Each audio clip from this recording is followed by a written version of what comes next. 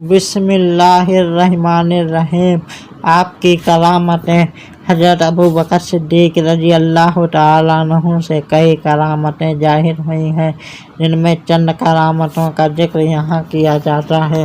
حضرت عبد الرحمن بن ابو بکر رضی اللہ تعالیٰ عنہما سے روایت ہے کہ انہوں نے فرمایا کہ ایک بار میرے باپ حضرت ابو بکر صدیق رضی اللہ تعالیٰ عنہ اپنے اصحاب صفہ میں سے 3 آدمیوں کو اپنے گھر لائے اور ان کو کھانا کھلانے کا حکم فرما کر خدا رسول کریم صلی اللہ تعالی علیہ وسلم کی خدمت میں چلے گئے، یہاں تک کہ رات کا کھانا اپنے حضور کے یہاں کھا لیا اور بہت زیادہ رات گزر جانے کے بعد اپنے مکان پر تشریف لائے۔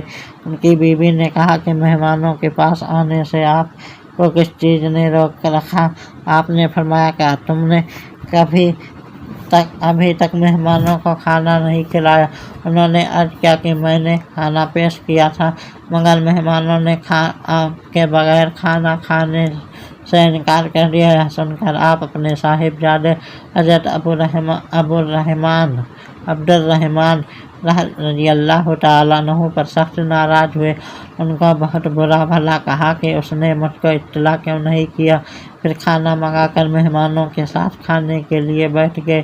راوی کا بیان ہے، ایم اللہ ما کانا ناکلو من الکلمۃ الا ربانا اصلھا اکرم منتہا، یعنی خدا کی قسم ہمیں بھی جو لقمہ اٹھائے اس کے نیچے کھانا اس سے زیادہ ہو جاتا، یہاں تک کہ ہم سب سے کم سیر ہو گئے اور جتنا کھانا پہلے تھا اس سے بھی زیادہ بچ رہا۔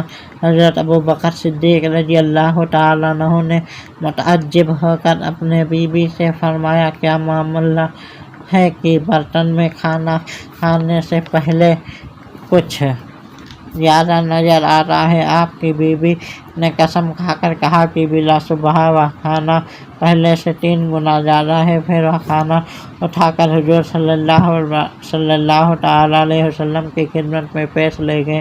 صبح تک کھانا بارگاہ رسالت میں رہا۔ مسلمان اور کافروں کے درمیان ایک معاہدہ ہوا تھا، جس کی مدت ختم ہو گئی تھی، تو اس روز صبح کے وقت ایک لشکر تیار کیا گیا جس میں بہت کافی آدمی تھے۔ پوری فوج نے اس کھانے کو سے کم سیر ہو کر کھایا، پھر بھی اس برتن میں کھانا کم نہیں ہوا۔ بخاری 1/506۔ مہمانوں کے کھانے کے بعد پہلے سے بھی کھانے کا 3 گنا زیادہ ہو جانا اور صبح کے وقت پوری فوج کا اس کھانے کو سے کم سیر ہو کر کھانا، پھر بھی برتن میں کھانے کا کم نہ ہونا، یہ حضرت ابو بکر صدیق رضی اللہ تعالیٰ عنہ کی عظیم کرامت ہے۔ اور حضرت عائشہ صدیقہ رضی اللہ تعالیٰ عنہ سے مروی ہے، انہوں نے فرمایا کہ میرے باپ حضرت ابو بکر صدیق رضی اللہ تعالیٰ عنہ نے اپنے مرض موت میں مجھے وصیت کرتے ہوئے ارشاد فرمایا کہ میری پیاری بیٹی، میرے پاس جو کچھ میرا مال تھا آج وہ مال وارثوں کا ہو چکا ہے۔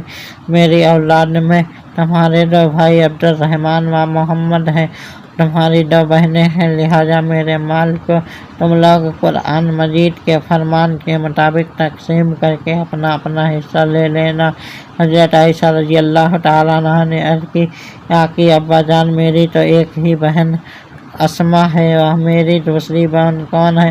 ارشاد فرمایا کہ تمہاری سوتیلی ماں حبیبہ بنت خارجہ جو حاملہ ہے، اس کے پیٹ میں لڑکی ہے، وہی تمہاری دوسری بہن ہے۔ چنانچہ آپ کے وصال فرمانے کے بعد آپ کے فرمان کے مطابق حبیبہ بنت خارجہ کے پیٹ سے لڑکی ام کلثوم کی پیدا ہوئی۔ موطا امام احمد، امام محمد باب النحلی 348۔ اس حدیث شریف سے حضرت ابو بکر صدیق کی 2 کرامتیں ثابت ہوتی ہیں۔ پہلی کرامت یہ کہ وفات سے پہلے آپ کو اس بات کا علم ہو گیا تھا کہ میں اسی مرض میں انتقال کر جاؤں گا، اور اسی لیے آپ نے وصیت کے وقت یہ فرمایا کہ آپ میرا مال میرے وارثوں کے پیٹ میں لڑکی ہے، میرے میرے وارثوں کا مال ہو چکا ہے۔